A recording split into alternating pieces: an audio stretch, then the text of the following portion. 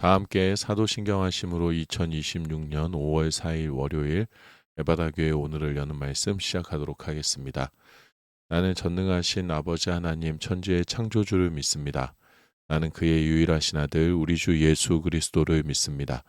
그는 성령으로 잉태되어 동정녀 마리아에게서 나시고 본디오 빌라도에게 고난을 받아 십자가에 못 박혀 죽으시고 장사된 지 사흘 만에 죽은 자 가운데서 다시 살아나셨으며 하늘에 오르시어 전능하신 아버지 하나님 우편에 앉아 계시다가 거기로부터 살아있는 자와 죽은 자를 심판하러 오십니다. 나는 성령을 믿으며 거룩한 공교회와 성도의 교제와 죄를 용서받는 것과 몸의 부활과 영생을 믿습니다. 아멘. 하나님께서 오늘 우리에게 주신 말씀은 신약성경 310페이지 에베소서 1장 1절에서 2절까지의 말씀입니다. 신약성경 310페이지 에베소서 1장 1절에서 2절까지의 말씀입니다. 함께 읽겠습니다. 하나님의 뜻으로 말미암아 그리스도 예수의 사도된 바울은 에베소에 있는 성도들과 그리스도 예수 안에 있는 신실한 자들에게 편지하노니 하나님 우리 아버지와 주 예수 그리스도로부터 은혜와 평강이 너희에게 있을지어다. 아멘. 에베소서는 사도 바울이 그의 사역 말기에 기록한 옥중 서신 중의 하나입니다. 사도 바울은 로마의 가택에 연금되어서 지내는 동안에 에베소서, 빌립보서, 골로새서 그리고 빌레몬서 이렇게 네 권의 서신을 작성하게 됩니다. 로마에서 옥중에서 쓴 서신서라는 이미지가 있어서 사도 바울이 캄캄한 감옥에 갇혀 있었던 것처럼 우리가 이미지를 떠올리기도 하지만 감옥에 갇혀 있었던 것은 아니었습니다. 사도 바울은 가택에 연금되어 있었습니다. 감옥보다는 편안한 생활을 했을 것 같다는 생각이 들기도 하지만 역사적으로 보면 가택 연금이라는 상황도 절대로 지내기 편안한 생활 상황은 아니었습니다. 먼저는 역사적으로 살펴보면 로마의 가택 연금은 로마 군인과 1.5m 길이의 쇠사슬로 손목을 연결하게 되어 있었습니다.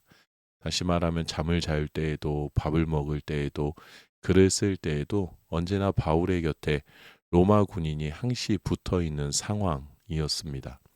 또한 자기 셋집의 비용을 스스로 지불해야 했습니다. 자유가 억압된 채 구속된 상태에서 생계비와 월세를 감당한다라는 것은 매우 어려운 일이었습니다. 바울은 외부 동역자들의 도움에 전적으로 의지해야 하는 아주 어려운 상황에 처해 있었습니다. 또한 가택연금 상태는 황제였던 네로의 재판을 기다리는 미결수 상태였다라는 것을 말해줍니다. 언제 재판이 열릴지 모르는 상황, 그 재판에서 언제 어떤 판결이 내려질지 모르는 상황. 그래서 오늘이라도 내일이라도 갑자기 재판이 열리고 사형이 선고되어도 전혀 이상하지 않은 완전한 불확실성 속에서 사도 바울은 하루하루를 보내고 있었습니다. 예루살렘에서 유대인들에 의해 핍박을 받을 뻔한 위기가 있었지만 로마 시민권을 가지고 있음을 스스로 밝히면서 사도 바울이 로마로 압송되어 왔습니다. 하나님께서 사도 바울에게 로마에서 마음껏 복음을 전할 수 있는 기회를 주셨구나라고 생각할 수 있지만 현실은 모든 것이 다 통제당한 상황에서 지극히 제한적인 역할만을 감당할 수 있었던 것이 사도 바울의 현재 처한 상황이었습니다. 그동안 사도 바울이 감당했던 사역을 돌아보았을 때에 세상의 중심이라는 로마에 도착했으니 그곳에서도 성령의 능력을 드러내고 폭발적인 복음 전파의 현장을 맛보게 될 것을 기대할 수 있었겠지만 사도 바울은 현재 24시간을 집안에서 감시당하는 밀결수의 상태였음을 우리가 알 수 있습니다. 그런데 이러한 상황 가운데 놓여 있는 사도 바울의 편지는 사도 바울의 상황이 대변되는 것 같지가 않습니다. 고난 속에 어려움 속에 또 실망감 속에서 편지를 쓰고 있었겠구나 하는 생각이 전혀 들지 않습니다. 오히려 이 편지를 받아드는 그 어느 누구더라도 사도 바울의 편지를 통해서 하나님의 신실하심과 예수 그리스도께서 우리와 하나 되심과 성령님의 함께 동행하심과 역사하심을 더 온전히 확신할 수밖에 없는 하나님의 마음과 하나님의 뜻과 계획이 온전히 담겨져 있는 편지를 사도 바울이 보내고 있음을 우리가 볼 수 있습니다. 내가 처한 상황과 무관하게 하나님께서 부르신 대로 나의 삶의 길을 묵묵하게 걸어가고 있는 사도 바울의 이 힘은 어디에서부터 왔을까라는 생각을 우리가 안 할래야 안 할 수가 없습니다. 그리고 오늘 우리가 함께 읽은 본문 1절에서 2절 에베소서의 서두 인사말에서도 사도 바울은 이 능력, 이 힘이 어디에서 왔는지 우리가 그 사도 바울의 고백을 통해서 발견할 수 있는 것들이 있습니다. 사도 바울은 내가 누구인지, 우리가 누구인지에 대해서 너무나도 확실하게 알고 있었고, 그가 스스로 정의하고 있는 이 정체성이 절대로 흔들리지 않고 있음을 우리가 볼 수 있습니다. 1절의 말씀을 다시 읽어보겠습니다. 하나님의 뜻으로 말미암아 그리스도 예수의 사도된 바울은 에베소에 있는 성도들과 그리스도 예수 안에 있는 신실한 자들에게 편지하노니. 사도 바울은 하나님의 뜻으로 말미암아 그리스도 예수의 사도된 바울이라고 자기 자신을 소개하고 있습니다. 사도 바울은 자신의 경험과 자신의 선택과 자신의 결정에 의해서 복음을 전하는 자가 되었다라고 말하고 있지 않습니다. 사도 바울이 다메섹에서 특별한 경험을 했다라고 해서 주변 사람들의 추천에 의해서 자신이 사도가 되었다라고 말하고 있는 것도 아닙니다. 사도 바울은 하나님의 주권을 이야기합니다. 내가 예수 그리스도의 복음을 전하게 된 것은 나의 결정, 나의 마음이 조금도 섞여지지 않은 전적인 하나님의 주권적인 결정이라는 것을 밝히고 있습니다. 내가 판단하고 내가 결정했다면 지금 내가 처한 상황을 바라보면서 후회할 수도 있었습니다. 그때 그렇게 결정하지 않았더라면 이 답답한 가택연금 상태에 놓이지 않았을 텐데 도대체 언제 재판이 열리고 언제 어떤 판결을 받게 되는 걸까라는 생각 속에 걱정하고 불안함에 제대로 먹기나 제대로 자기나 할 수 없었을 겁니다. 그런데 그냥 말이 아니라 사도 바울은 그의 모든 것을 통해서 내가 하나님의 전적인 주권 가운데 복음을 전하는 사도가 되었다라는 것을 증명하고 있습니다. 후회가 가득하고 걱정이 가득할 수밖에 없는 상황임에도 불구하고 그 불안함이, 그 어두움이 전혀 보이지 않습니다. 오히려 하나님의 부르심을 통해 세워갔던 교회들을 향하여서 편지하고 있는 그의 모습 속에서 전적인 하나님의 주권을 인정하며 살아가는 사람만이 받아 누릴 수 있는 진정한 축복이 무엇인지를 우리가 보게 됩니다. 세상의 것을 전부라고 여기지 않고 하나님의 나라를 바라보며 살아가는 그 힘을 우리가 사도 바울의 자기 정체성을 통해서 바라볼 수가 있습니다. 사도 바울은 자기뿐만이 아니라 이 편지를 받고 있는 에베소 성도들의 정체성도 이와 같이 정의해주고 있습니다. 성도는 에베소 세상에 살아가고 있지만 동시에 예수 그리스도 안에 거하는 구별된 존재라는 신분을 명확하게 밝혀주고 있습니다. 나는 육신에 갇혀 있기에 내가 살아가는 곳은 악이 가득한 곳이기에 라고 스스로 절망하고 스스로 어둠과 제약을 인정하며 그곳에 살아가는 것이 아니라 비록 우리의 몸은 세상에 속해 있고 비록 우리는 육신에 갇혀 연약함이 있고 비록 우리는 죄악이 가득한 곳에 머물러 있다 할지라도 하나님 앞에 바쳐진 하나님께 드려진 구별된 존재라는 거룩한 존재라는 정체성을 명확하게 드러내주고 있습니다. 그렇기에 세상의 일에 연연하며 살아가는 것이 아니라 세상에서 복을 누리며 살아가고자 하는 것이 아니라 2절의 말씀처럼 하나님께서 주시는 예수 그리스도께서 주시는 은혜와 평강 속에 살아가게 되었음을 선포해주고 있습니다. 세상에 속한 자가 예수를 믿는 것이 아니라 예수 그리스도 안에 있는 신실한 하나님의 자녀들이 지금은 세상에서 살아가고 있기에 하나님의 축복과 평안 가운데서 날마다 믿음의 삶을 살아가고 있다라는 것을 사도 바울은 밝히고 있습니다. 사도 바울은 나의 처지를 비관하지 않습니다.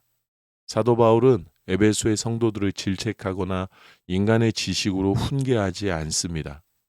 내가 또 우리가 어디에 속해 있는지, 무엇에 속해 있는지에 대해서 절대로 잊지 않고 있습니다. 그 정체성이 전혀 흔들리지 않고 있음을 우리가 볼 수 있습니다. 상황과 무관하게 하나님께 속한 자들로서 신실한 믿음을 붙들고 하나님께서 주시는 은혜와 평강 가운데 살아가야 한다라는 것을 밝혀주고 있습니다. 하나님의 전적인 주권으로 부르심을 받은 나입니다. 나는 이제 세상에 속한 것이 아니라 하나님의 주권적인 은혜로 그리스도 안에 거하고 있습니다. 그렇게 하늘의 축복을 받아 누리며 오늘의 이 순간을 그리스도의 은혜 안에서 평안을 누리며 살아가고 있음을 오늘 우리에게도 편지하고 있습니다.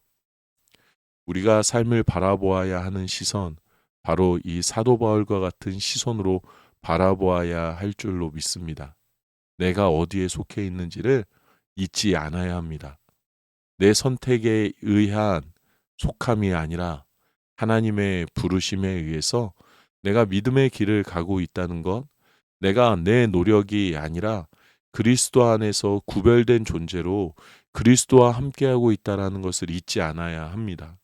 나는 한 것도 없지만 하나님의 주권적인 은혜로 인하여서 예수 그리스도와 함께 부활의 놀라운 능력을 날마다 살아내고 있다는 것을 잊지 않아야 합니다. 이것은 종교적인 신념이 아닙니다. 내 삶의 모든 것을 지탱하는, 내 삶의 모든 것을 해석하는 가장 기본이 되는 하나님께서 주신 특별한 선물이라는 것을 우리가 알고 있어야 합니다. 상황과 무관하게 내가 어디에 속해 있는지를 알고 믿고 깨닫고 고백할 수 있는 것 자체가 하나님께서 주신 놀라운 선물이라는 것을 우리가 고백하게 되기를 바랍니다. 내 뜻이 아니라 하나님의 선택하심으로 부르심을 입었다. 나는 그리스도 안에 거하는 구별된 존재이다 라는 나의 정체성이 나의 모든 것을 설명해 주고 계심을 잊지 않아야 할 줄로 믿습니다. 오늘도 우리는 여전히 세상 속에 살아가야 합니다. 오늘도 우리의 삶의 주변에는 여러 가지 복잡한 일들이 가득할 겁니다. 오늘도 여전히 나의 생각과 마음과 감정이 12번도 넘게 오르락 내리락 하는 것을 경험할 수도 있습니다. 하지만 이것만은 잊지 맙시다. 하나님의 부르심 가운데 그리스도 안에 살아가는 성령과 동행하는 하나님의 자녀라는 이 정체성만큼은 절대로 잊지 맙시다. 그리고 우리가 믿음으로 하나님의 은혜로 이것을 고백해 내게 될 때에 하나님께서 약속하신 것처럼 하나님의 은혜와 평강을 누리게 되기를 소망합니다. 하나님의 자녀라는 이 믿음의 고백이 나에게 가장 큰 능력이 되는 것을 경험하는 놀라운 축복의 날이 되기를 우리 주님의 이름으로 축복합니다. 우리 시간에 주신 말씀 생각하면서 함께 기도하도록 하겠습니다. 하나님께서 나를 부르셨기에 그리스도 안에서 성령과 함께 살아가는 구별된 거룩한 존재임을 잊지 않게 하여 주시옵소서라고 우리 이 시간에 함께 기도하도록 하겠습니다.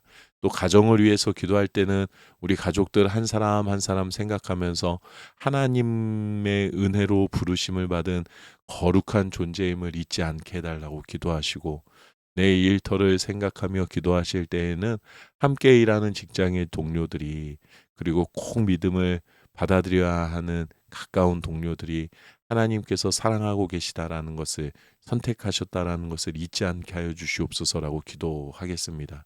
또 교회를 위해서 기도하실 때에는 우리 사랑하는 성도들, 생각나는 성도들 한 사람 한 사람 생각하며 하나님께서 선택하신 자이기에 그 놀라운 축복을 하나님 주신 은혜와 평강을 날마다 누리게 해주십시오라고 중보하는 마음으로 기도하시고, 또 이 나라와 세계를 위해서 기도하실 때에는 이 땅에 있는 모든 믿음의 자녀들을 위하여서, 또 세계를 위해서 기도할 때는 세계에 파송되어져 있는 우리 선교사님들을 위해서 우리 함께 기도하면 좋겠습니다.